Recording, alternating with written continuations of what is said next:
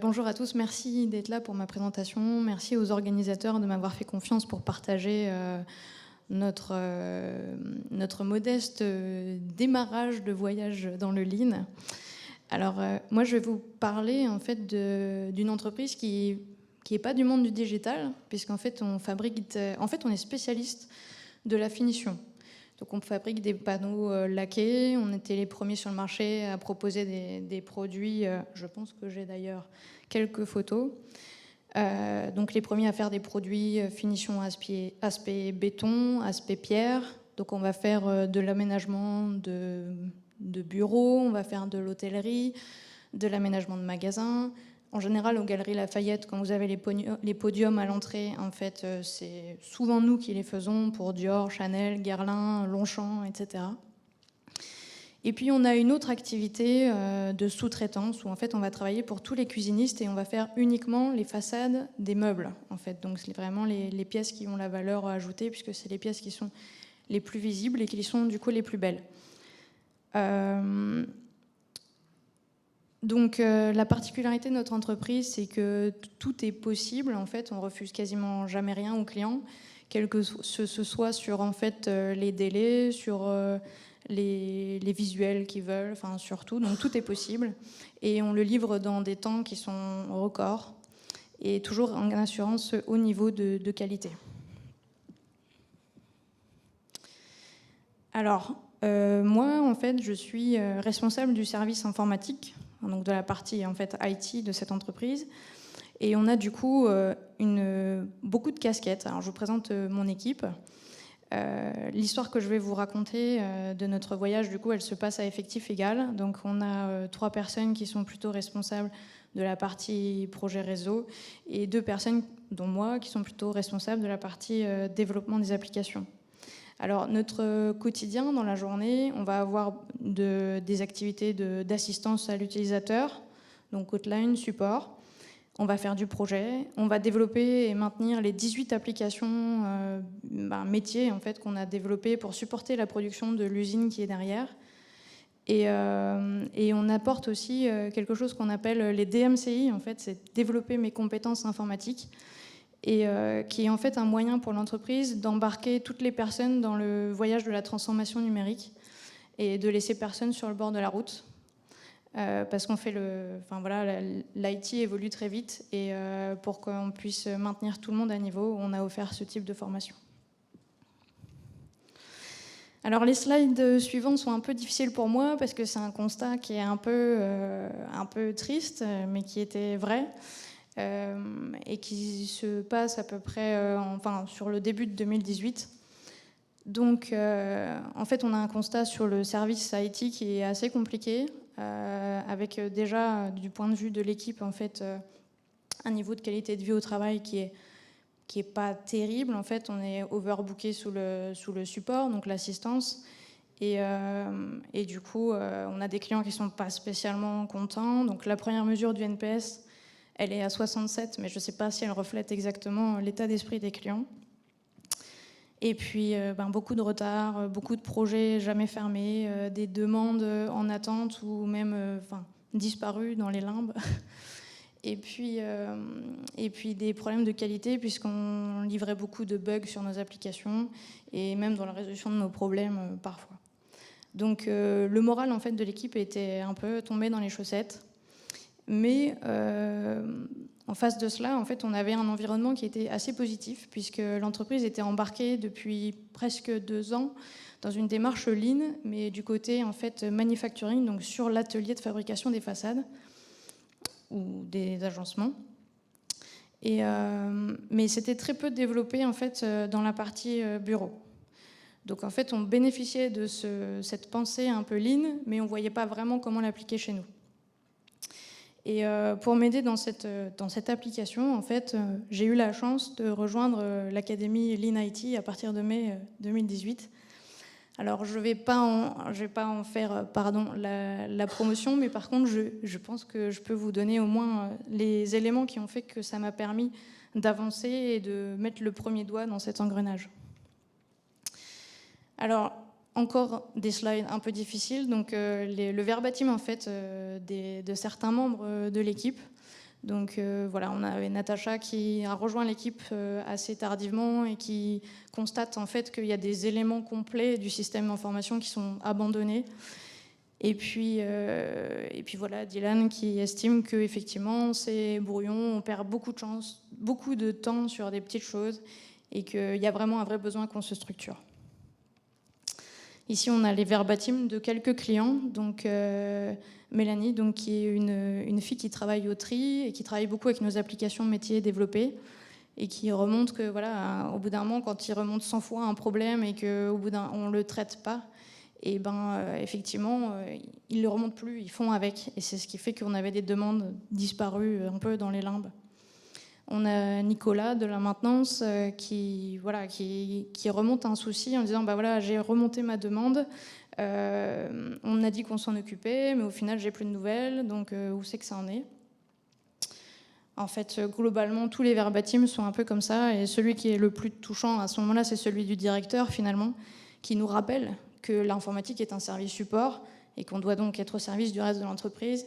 Et finalement, un rappel comme ça fait un peu mal parce qu'on se dit qu'on n'est pas à la hauteur des attentes de ce que veut l'entreprise. Donc fort heureusement, on est monté dans une fusée. Voilà, on a commencé notre voyage Lean à peu près en mai 2018 avec l'objectif de principalement remettre le client au cœur de notre activité. Avec nous, alors on a deux types de clients. On a les clients qui sont les clients finaux de l'entreprise, donc ils vont être Mobapa, Schmitt, etc., ou Dior, Chanel, etc. Mais on a aussi tous les clients qui utilisent nos applications au quotidien, et avec eux, on a la chance de les avoir juste à côté de nous. Et donc, dans ce voyage, on a décidé de prioriser la qualité, les coûts, les délais, et puis pour nous, principalement, notre sécurité, notre bonheur au travail, et aussi de prendre en compte l'environnement, qui est quelque chose qui nous tient à cœur aussi. Alors, le Lean Academy, donc la Lean IT Academy, moi, ça m'a vraiment apporté beaucoup, essentiellement pour deux choses. Alors ici, vous avez le tact, c'est-à-dire que le Lean IT Academy, on se rencontre une fois par mois sur le terrain, dans une entreprise, pour aller voir des vrais outils, des vraies choses qui sont mises en place. Il y a aussi une partie théorique qui nous donne un petit peu l'étoile du berger à suivre. Et du coup, ça, c'est un peu mon aide-mémoire. En fait, j'avais d'ailleurs pas prévu de la présenter à cette présentation. Et puis Edmond m'a dit, si, laisse-la quand même, parce que c'est intéressant.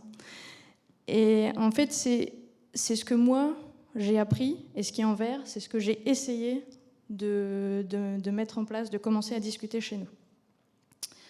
Donc on ne va pas tout détailler parce que de toute façon, moi je vais vous raconter un peu l'histoire en fait, qu'on a vécue et la mise en place de tous ces différents outils en fait, à l'intérieur de l'équipe. Donc la première chose qu'on a fait à partir de juin, c'est de traiter systématiquement les problèmes sous forme de PDCA. Donc là j'en ai mis un, qui est celui peut-être qui nous a fait prendre conscience de la puissance de l'outil. Et en fait, ce PDCA, il raconte l'histoire d'un gros problème qui était lié aux expéditions. En fait, au moment où on réalisait l'expédition, donc toutes les pièces étaient emballées sur la palette et qu'elles devaient partir, il se passait un bug. Le RP avait un bug et en fait, il n'allait pas jusqu'au bout de l'expédition. Au début, c'était une fois de temps en temps, puis ça a été de plus en plus récurrent, et puis au bout d'une année, c'était quasiment toutes les expéditions. Donc c'était pas dramatique, il fallait passer par le service logistique, vérifier que tout était expédié, et puis derrière il fallait s'assurer que remettre en ordre les données en fait pour repartir dans les bases de données. C'était pas dramatique, et comme ça nous faisait vachement peur parce qu'on n'arrivait pas à régler ce problème, et on s'est dit c'est pas grave, on va carrément développer un système qui remet les données en ordre après le problème. Et vous comprenez qu'on n'était pas très sur la bonne piste, et qu'il fallait plutôt s'attaquer aux causes. Donc on a fait ce PDCA, on a trouvé plein d'hypothèses de causes, on a fait des tests, on a mis des actions en place, et on a fini par résoudre ce problème.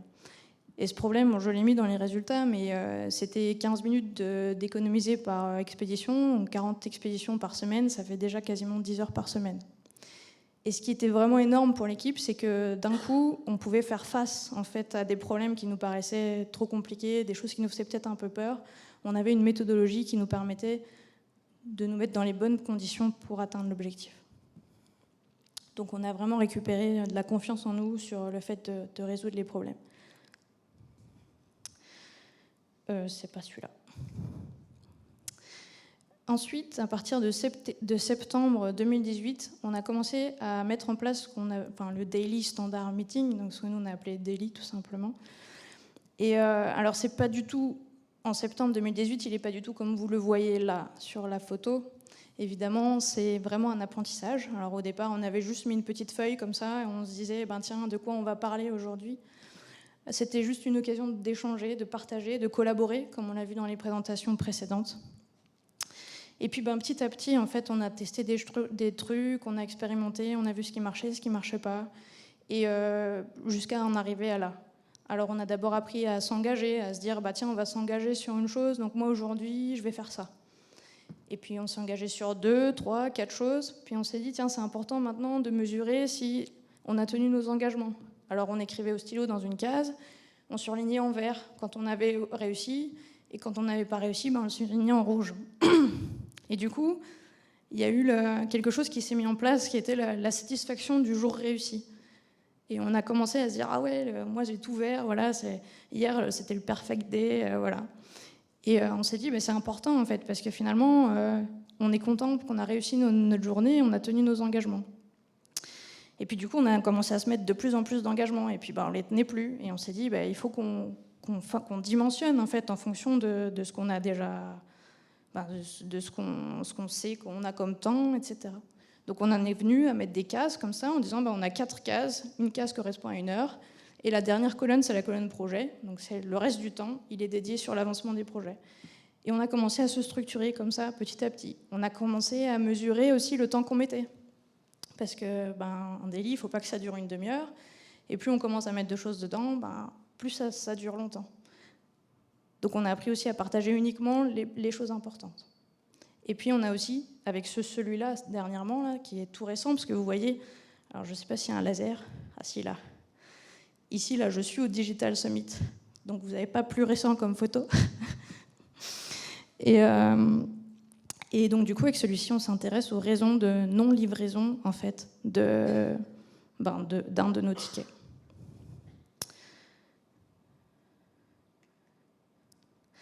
Sur le daily aussi, on a commencé à s'intéresser à des choses qui nous tenaient à cœur, en disant, voilà, si on veut que ça devienne important pour nous, qu'on le montre, que ça soit important pour l'équipe, il faut qu'on en parle tous les jours. Alors, on a commencé à parler de la qualité de vie au travail. Et du coup, au départ, c'était assez tourné vers la sécurité, parce que dans les entreprises de manufacturing, en fait, la sécurité, c'est quand même la priorité numéro 1, et donc on l'entend partout. Et nous, on a gardé cette étiquette-là. Donc on est rentré dans la QVT par l'aspect sécurité. Et puis petit à petit, en fait, on pensait surtout aux autres. Donc quand on allait dans l'atelier, si on voyait une palette qui était mal placée, qui risquait de tomber ou quelque chose, on remontait ces choses-là. Et puis après, on s'est dit, oui, mais il y a aussi notre sécurité, et puis finalement, notre bonheur au travail, comment nous, on est au travail. Et des choses toutes nouvelles ont commencé à ressortir en disant, par exemple, moi je suis stressée pour telle raison. Et on a vraiment pu commencer à travailler sur comment nous on s'organise. Ou par exemple, d'ailleurs, moi je suis frustrée parce que j'arrive jamais à finir mes journées. Comment on fait pour se donner un cadre en fait et se donner des journées qui soient atteignables. Et là-dessus, on a eu un vrai résultat parce qu'on est passé de 2 idées d'amélioration par mois du coup en 2018 à 30 sur le mois de juin 2019.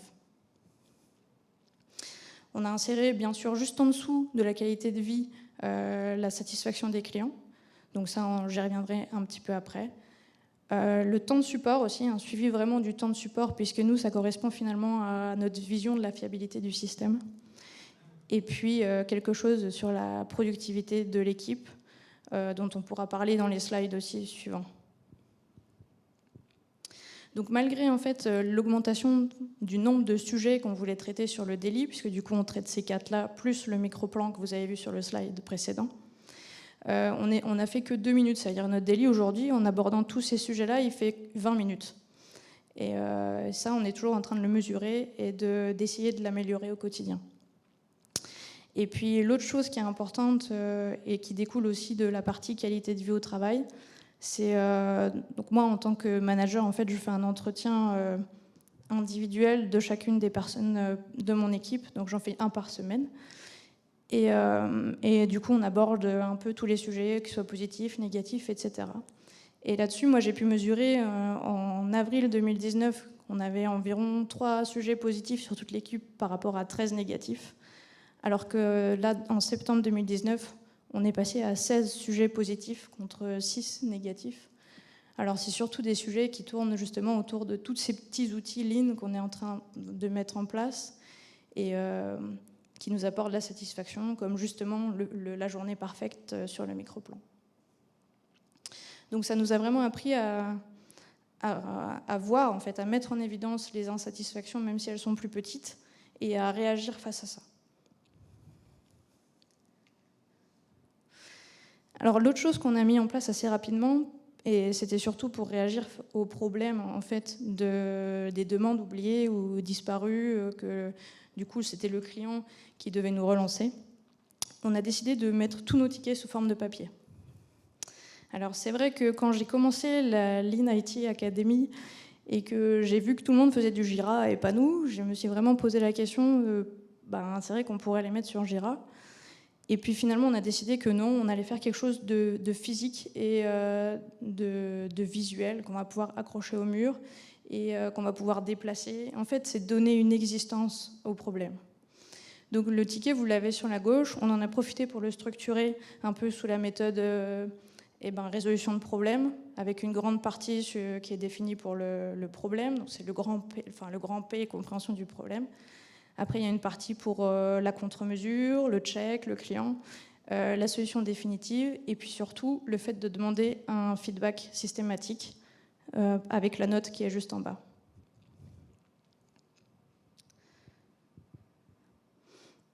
Ce qu'on a mis aussi donc, sur les tickets, c'est une gestion du délai. En fait, on va mettre une couleur de ticket. Donc là, c'est un bleu, c'est un qui est relativement récent. Mais on va mettre une couleur de ticket par mois, ce qui fait que visuellement, on va pouvoir voir tout de suite s'il y a un ticket qui est en retard. Alors, je pense que vous pourrez le voir sur le slide juste suivant. Ce qu'on a vraiment appris, c'est qu'au niveau de la satisfaction aussi, qui est ici, c'est très important de pouvoir avoir le retour du client. Parce qu'en fait, souvent, on se fait une idée et on va se dire ouais, le client il doit pas être satisfait parce que j'ai pas donné la réponse ce matin mais cet après-midi ou des choses comme ça. Et en fait le client il est pas satisfait parce que on lui a pas expliqué vraiment ce qui s'était passé. Et en fait chaque client a vraiment une perception différente de son niveau de qualité à lui, de ce que lui juge bien en fait dans la réalisation de la demande. Et ça, c'était important que chaque membre de l'équipe en fait puisse savoir ce que chaque client avait besoin et apprendre personnellement sur ce sujet. Donc les résultats, c'est plus aucune demande oubliée. Des rappels, en fait, aujourd'hui, c'est l'équipe qui pousse les rappels, c'est-à-dire que les tickets vont être finalement en attente chez nous parce que les gens ont plus vraiment le besoin ou c'est décalé dans le temps. Mais du coup, c'est nous qui poussons les rappels et ça a un réel changement. Et le client se sent beaucoup plus considéré. Et là-dessus, d'ailleurs, on a un NPS qui est depuis février quasiment tout le temps à 100. Par rapport au moral de l'équipe, puisque c'est quand même la chose qui était la plus importante aussi pour moi, ça a changé quelque chose parce que quand on demande une note au client, au début, c'est pas forcément facile. Et puis en fait, quand le client fait des retours positifs, ça améliore aussi beaucoup la confiance en soi. Donc les tickets, on les met sur une matrice de priorisation, l'objectif étant de réduire le backlog. Donc vous avez la matrice sur la gauche, vous voyez d'ailleurs des tickets bleus, orange et blancs, les blancs étant les plus anciens. Et sur cette matrice, en fait, on vient mettre les tickets avec le client. Donc on va analyser avec lui la récurrence, l'impact, et du coup on va pouvoir se mettre d'accord avec lui directement sur la valeur du ticket et du coup comment on le priorise. Donc ça permet à l'équipe de s'aligner sur le fait de faut traiter ce ticket avant celui-là, et ça permet au client de communiquer sur l'ordre en fait ou le délai du traitement. Sur la droite en fait on a le nombre de tickets qui sont soldés par semaine. Et ce graphique-là nous permet vraiment de nous donner en fait une cadence de solde qui tient compte du nombre de tickets entrants et qui permet de réduire justement ce backlog. Donc on est passé en décembre 2018 de plus de 100 tickets à actuellement 60. On est sur une cadence de 40 tickets soldés par mois. Et du coup, on continue de descendre. On a aussi installé ce que nous, on appelle un andon. Alors, je ne sais pas si on a extrêmement bien compris ce que c'est, puisque ça peut être compliqué. Mais en tout cas, c'est une supervision qui nous sert d'un point de vue système, pour voir si les serveurs vont bien, si les switches ne sont pas tombés, etc. Mais on a aussi toute une partie en fait, qui est ici, qui est directement liée aux applications et qui permet de détecter les problèmes avant même en fait, que les utilisateurs se rendent compte du problème. On avait par exemple des erreurs de manipulation lors de la saisie d'une commande en logistique qui faisait que derrière, ça ne pouvait pas bien se lancer en production, etc. Et aujourd'hui, en fait, on arrive à les corriger avant même que les gens en fait, se rendent compte. L'intérêt aussi de ça, c'est de se rassurer par rapport à la fiabilité de notre système sans avoir en fait, à y prêter attention tout au long de la journée.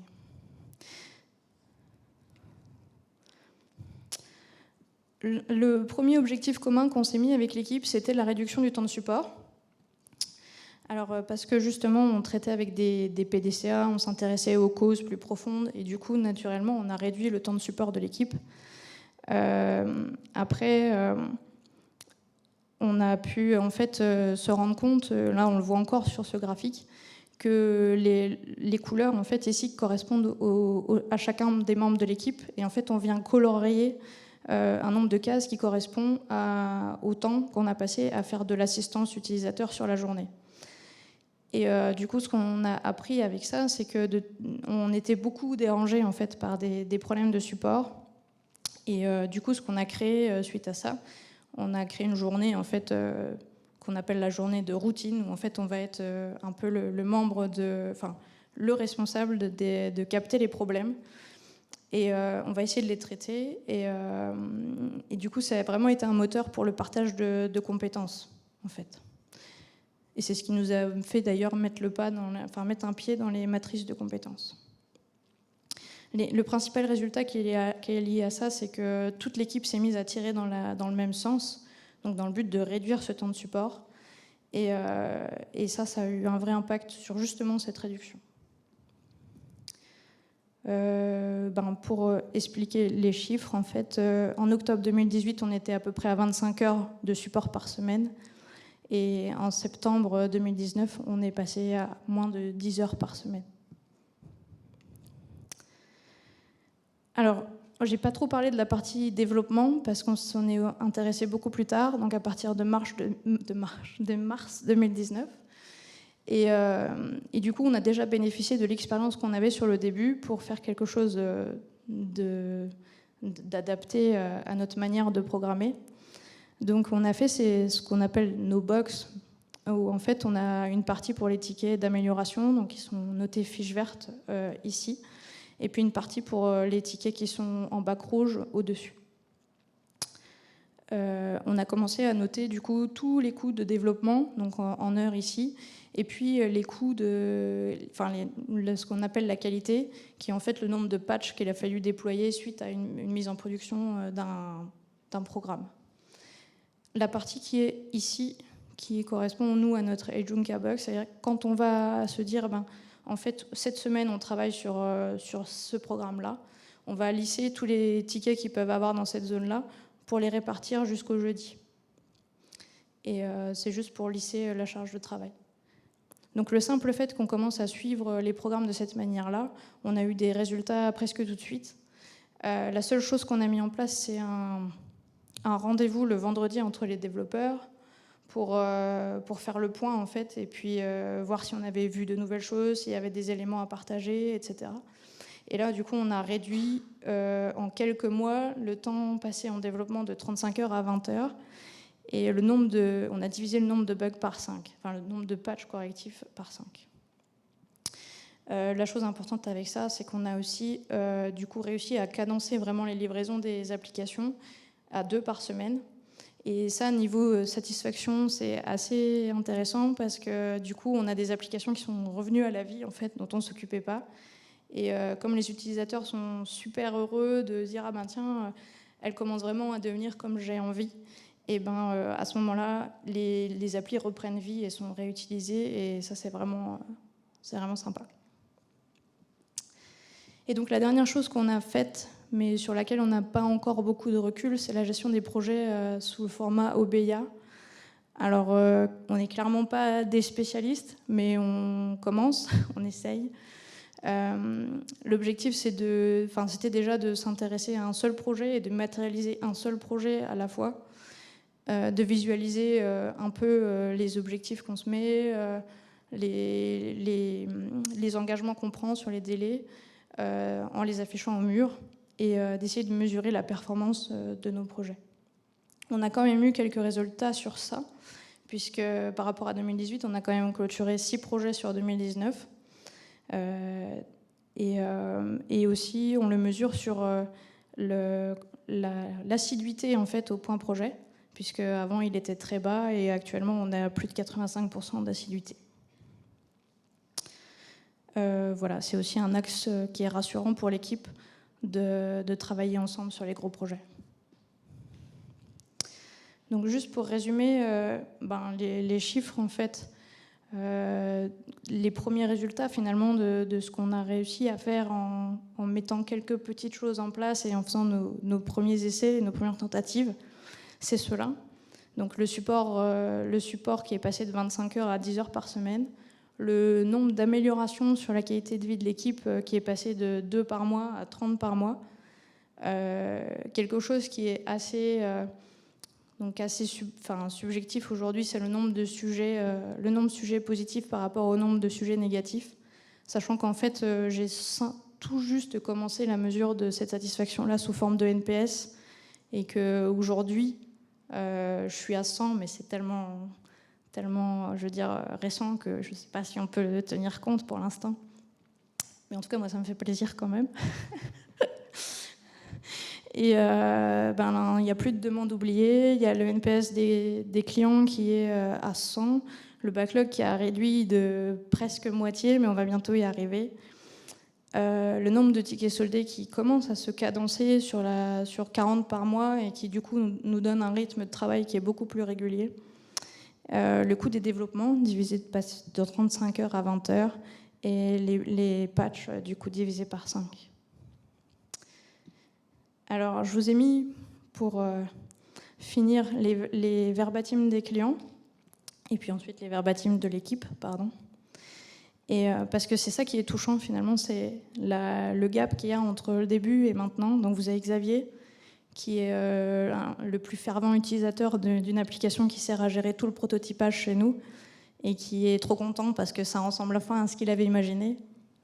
On a Karine qui souligne que du coup, qui est manager de l'atelier polissage et expédition, et qui souligne que l'équipe informatique est plus présente sur le Gemba.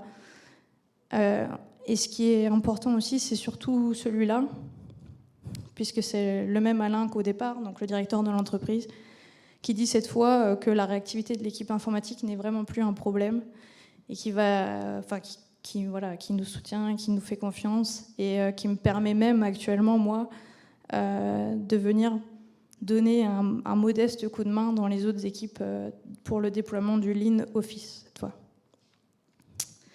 Voilà, et donc pour terminer, les verbatims de mon équipe, qui tournent toujours autour de l'intégration dans l'équipe, le fait qu'on travaille ensemble, même si on a des profils différents, qu'on collabore beaucoup plus, et puis voilà, le fait qu'on soit au courant, qu'on collabore, qu'on sache se partager le travail, etc. Voilà, donc le plus important, c'est que finalement on ait retrouvé notre fierté dans le travail. Et ça, c'est pas que grâce à moi, c'est bien sûr grâce à l'équipe. Et du coup, je voulais demander à 2 membres de mon équipe qui sont là de venir me rejoindre parce que c'est grâce à eux.